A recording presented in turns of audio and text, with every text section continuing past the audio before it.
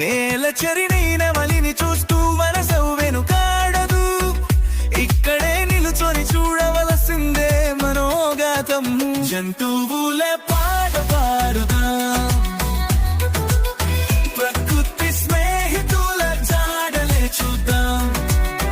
ఆ గాలి పాటను తమాషాగా ఆలకించ మనం కూడా కాసేపు ఆనందించా.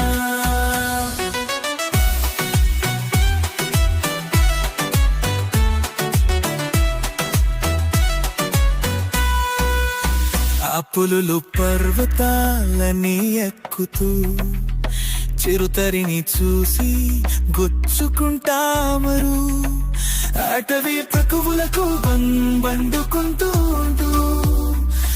ఎటు వెళ్ళినా అనుభవిస్తాము.